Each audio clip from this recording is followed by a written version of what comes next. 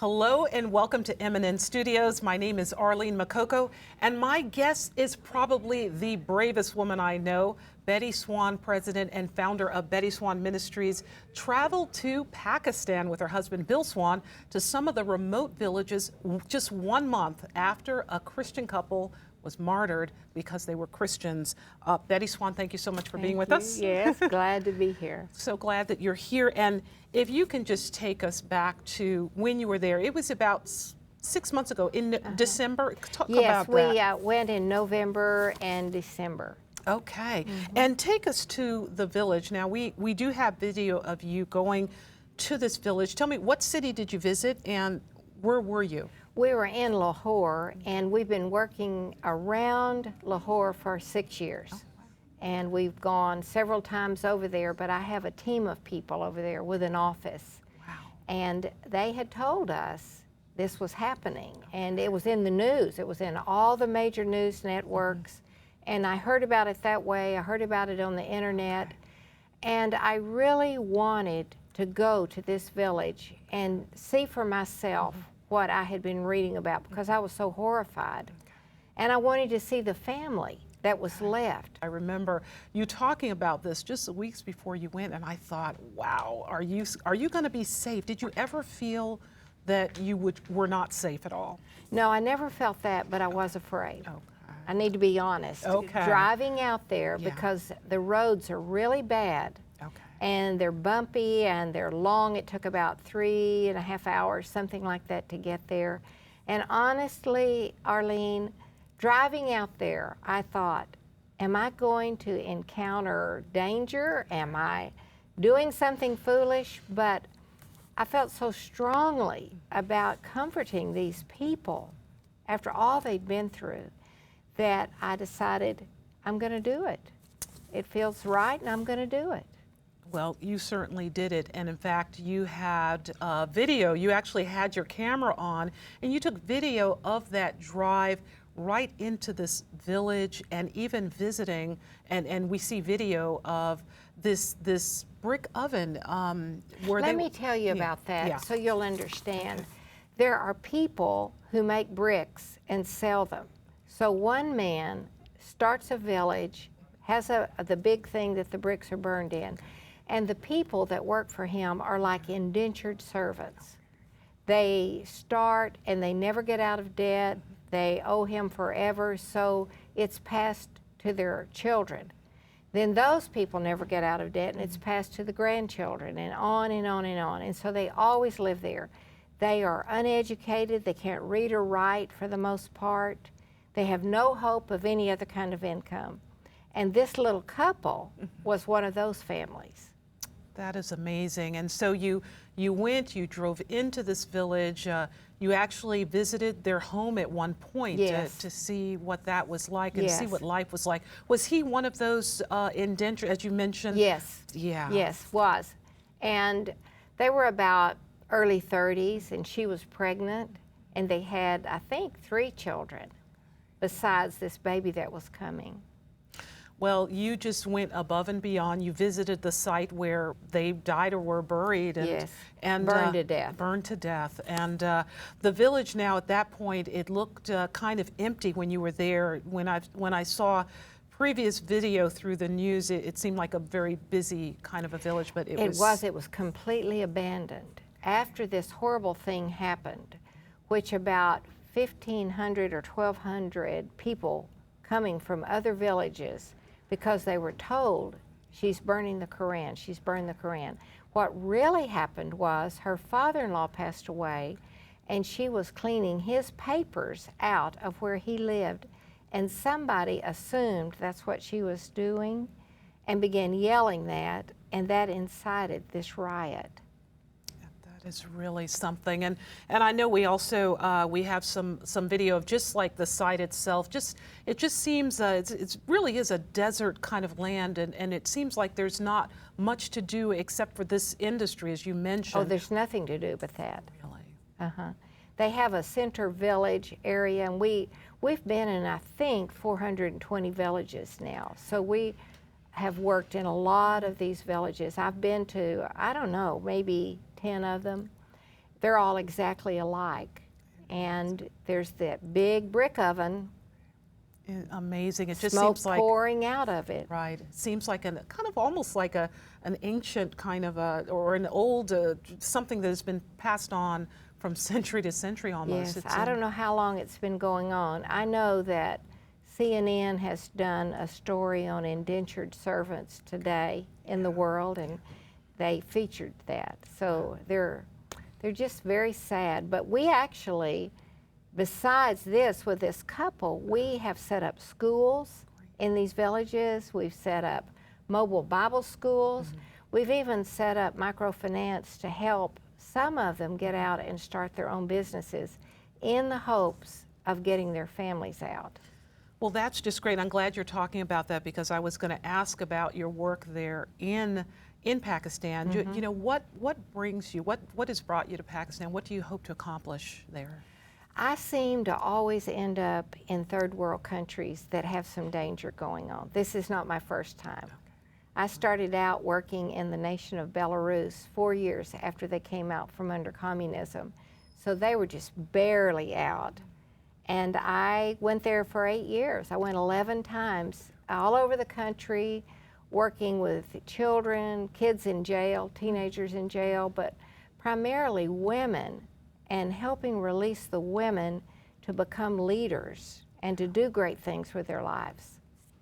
Well, I just saw the look of just, I know we don't have the video, but I did see the look of just love and almost just shock when you saw the family, the surviving family, and you really provided for them in such an amazing way. Can you talk about that? Yes, I would love to. I really wanted to go to see these people, especially the children.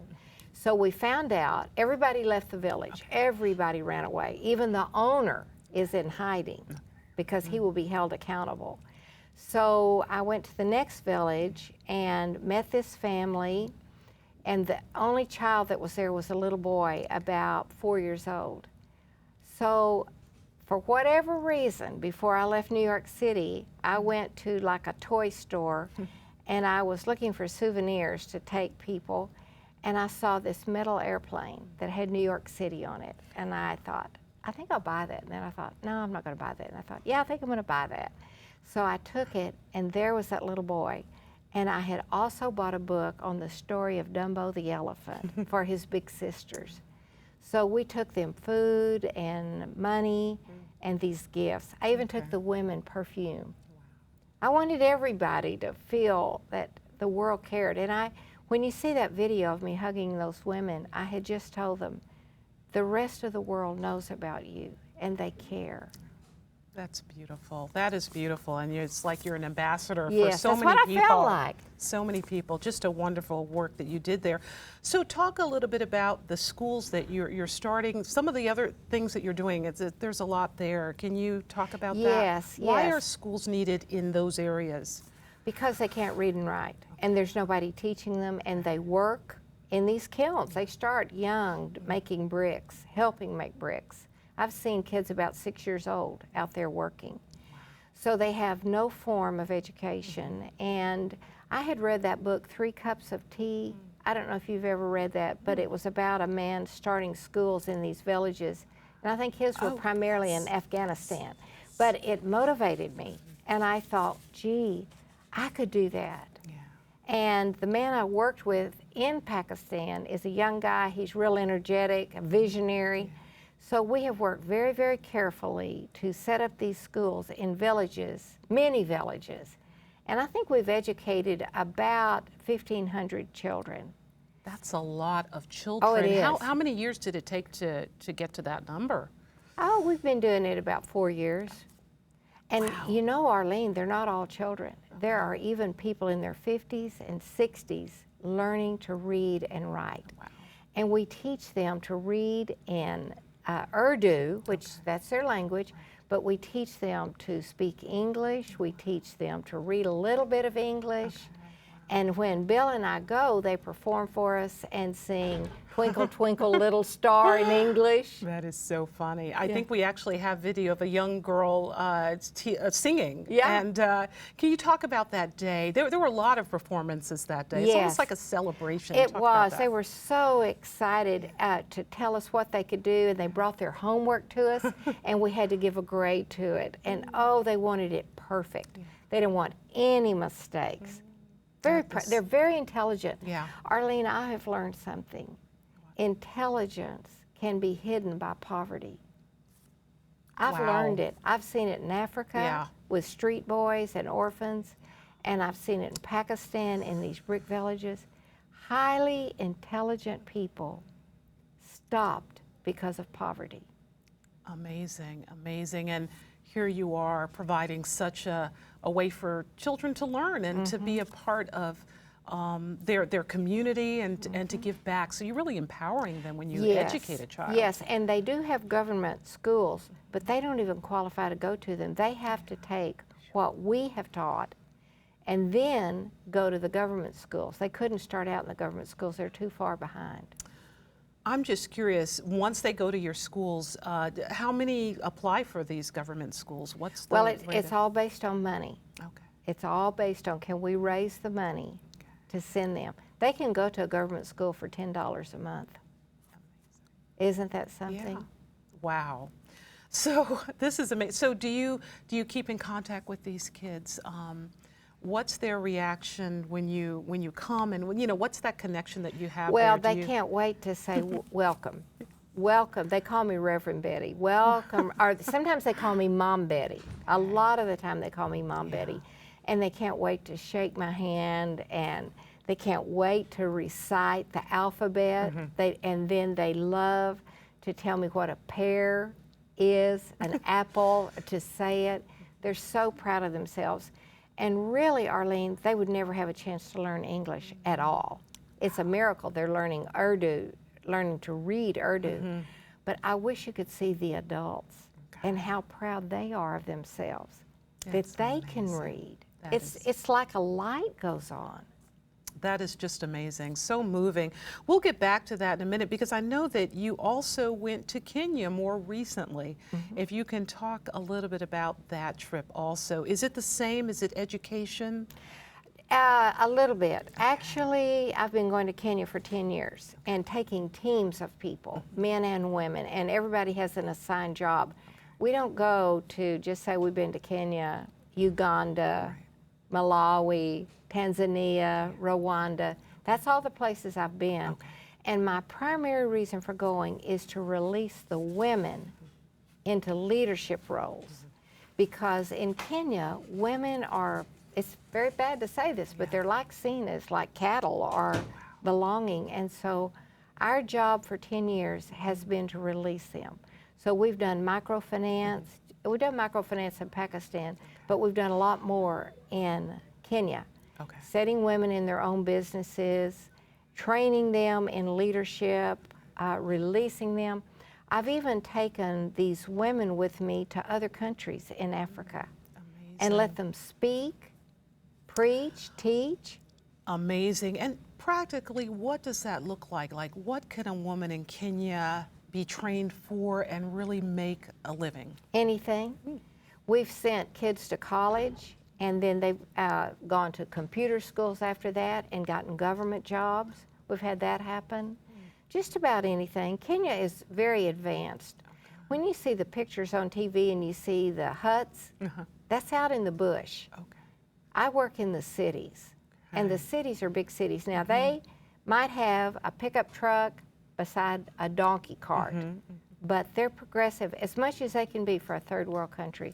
So they can be anything. They go to college, they can go to medical school, they can become nurses, they can become teachers, just like anywhere else. And so we work at that. That's great. And I'm glad also that you're really making a distinction between the bush area and the large cities, because they are big metropolitan areas. Very There's big. a lot going on. Yes. That's great. Yeah, and we work with orphans in Nairobi. We help build an orphanage. We're building an orphanage there there's 80 children in it right now, but we're going to continue till it's about 200 children. Wow. How do villagers or how do people in that area find out about it? Where did the children come from? It's in a slum called Githurai. That's a very large slum in Nairobi. It's not the largest slum, but it is a very large slum and looks like one. Okay. And many, many, many people live there and work there, and it's their world.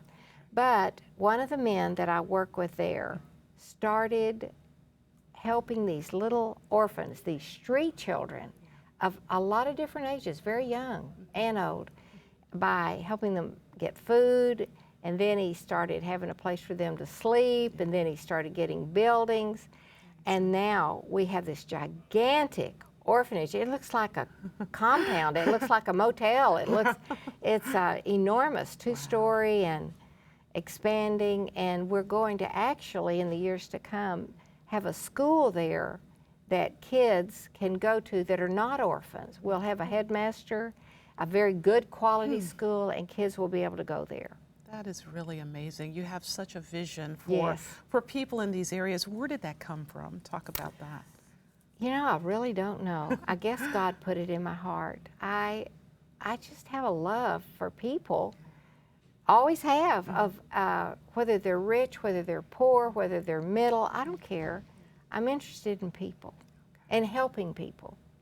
Well, you have definitely done that. I wanted to get back to some of the video I also saw of you helping one of these brick farmers. You actually help him pay off his debt. Can you talk about that? Yes, it's so exciting. Create a whole new future for him. Well, and if you look at that video, he has a leg missing. He has one leg, and he was still working in the brick kiln business in that village. But the man I work with, Nadim Salim, said, Mom Betty, I know the perfect man to start in microfinance in this village. He is a very hard worker. He has a high reputation for his work ethic. And if we give him $200, he can start a tailoring business. So this video is where we're giving him that money. That's and by doing that, by building that business, he'll be able to get out, pay off his debt to the brick kiln owner, and move his family out. We've started another man doing vegetables. He has a vegetable business. We've started another woman who has a sewing machine, and she has a sewing business. Wow. So amazing. We're just slowly but surely doing this. Something so small, but it just means so much for a family in this To one in this person, area. it means the world. That's amazing, really amazing. Wow. So you just gave us a hint of some of the countries that you visited, all very dangerous. Was there one that still stands out, maybe one that you haven't visited in a while? Any of them stand out? Yes, Belarus. I knew my room was bugged every time I was there, and I knew that. And one time, one of the people that went with me walked into her room, and a man was working on her phone to do it. So yeah, we know. Yeah. And we didn't do anything that was wrong. They just wanted to know, what are you doing? Okay. One time I went, and we had gathered women from all over Belarus to come in, paid their way in, doctors, teachers, coming in, and we were going to have a women's conference for all kinds of denominations, Russian Orthodox, Catholic, Baptist, Pentecostal. They were all coming in, and they discovered that because I was there, it was going to have a religious connotation. So the government canceled it the night before. Wow. And we had all of those women coming in, and they had no idea it had been canceled. Wow. And we had to dismiss ourselves from that conference in a hurry. And the most wonderful thing happened out of it. The women leaders had to very quickly pull together a conference of women from all the denominations and be the speakers instead of us. And over and over and over, Arlene, they said, we didn't know the Orthodox loved Jesus. And the Orthodox said, we thought the Baptists sacrificed their children in the fires. Okay. And then, wow. I mean, these crazy rumors that were not true about any of them. Okay. And they said, we never knew we had sisters like this and we love them. So see, something really good came out of something dangerous. I'd like to ask you, when you see what's happening right now in these areas and some of the people being martyred, just your thoughts as you see the headlines in the recent weeks and days. What I can read says this is the worst time for Christians to be martyred since the first century Christianity, when it first started. This is the worst it's ever been. And anybody that's on the internet reads it. It's in the news daily. They're so brave, especially in Iraq and Syria. I pray for them all the time. Little children being martyred, I mean, horribly tortured. I just can't understand it. It's so difficult. It's amazing, and I'm glad that you're able to talk about it and even talk about what's happening in Kenya. And just recently, the gentleman that you work with was here in New York to share, what he's doing. And can you talk a bit about him? Now, why was he here, and did he return? Did he went back? Yes, he's there. Okay. I've worked with him for 10 years, and I met him through an organization that we both belonged to, and that's how I met him and began working with him. But in 2007, they had a political election, a presidential election, and there was such violent rioting. Again, many people killed, many people tortured. I met a lady who had been burned horribly in a church, and one of her children burned to death, and she had horrible scars. And this man, Joseph Wambugu, at a great risk to his own life, got in a car, drove to one of these villages, and the people calling him said, "Come and get us. They're going to kill us if you don't get us out." And he did the wisest thing. He's such a smart man. He took a policeman with him, went in a very big car, and had this policeman, very obvious had a policeman, and when these rioters jumped on the car trying to see if there were people in there hiding, which they were, he took a whole bunch of money and threw it out, and they all scrambled for the money, and he gunned the car and got them out and saved their lives. Oh, my goodness. So it's dangerous in the world today. Yeah, and you seem to be in the middle of it and completely fearless. And I don't know where that comes from, but it is truly amazing. You know, I think it comes from the Lord. I really do. There's just too much in the Bible that says to you about, don't be afraid, I'm going to be with you. There's one in Psalms that says, what time I am afraid, I will trust in God. So I have been afraid. I have been afraid. But I just conquer it and go on anyway. Well, there was one video, and we don't have it, but you were talking to a group of people. You know, there's a danger in speaking to larger groups because there's no control on the outside and you're not quite sure what's happening. But you were just talking away, and the people enjoyed hearing from you. Yes, that was in Rwanda. Okay. I went there about 17 years after the genocide, and I knew we were going to be working with these women who were widows at a very young age, a lot of them. And I believe somewhere between 4,000 and 5,000 came, maybe 3,000, to just hear what we had to say. So I didn't want to talk to them about their pain. I knew their pain was unspeakable. So I read 23 books on the genocide in Rwanda before I went, in order to be able to comfort these women without their having to tell me what they had experienced. So that's who those people were that you saw in that video. Unbelievable. You're so brave. You're so brave. So tell me again about your organization. One, how can people find out more about it? And also, just what's your goal? What's your hope? Yes. Well, my organization is a 501c3. And it's called Betty Swan Ministries, and my website is bettyswan.com, and it's SWANN.com. Tells everything I'm doing. But I also have another website called penniesfromheavenus.com, And Arlene, for about almost 10 years, I've gotten people to pick up pennies and small change they find on the sidewalk or in drawers or under sofas. And I feed people with those. And I have fed people in 20 countries. So right now, I am feeding these orphans and street boys in Kenya and Uganda every day, and in Pakistan as often as I get extra money. So that's my dream. My dream is to continue going to countries that other people don't really care about, because God cares about them. That's really and helping them release the women, raise leaders, train people to be more than they ever thought they could be. Teach them to be independent. Teach them to be business owners.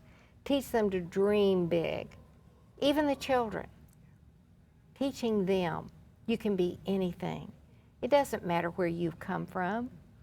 It's where you're going that matters. That's my dream.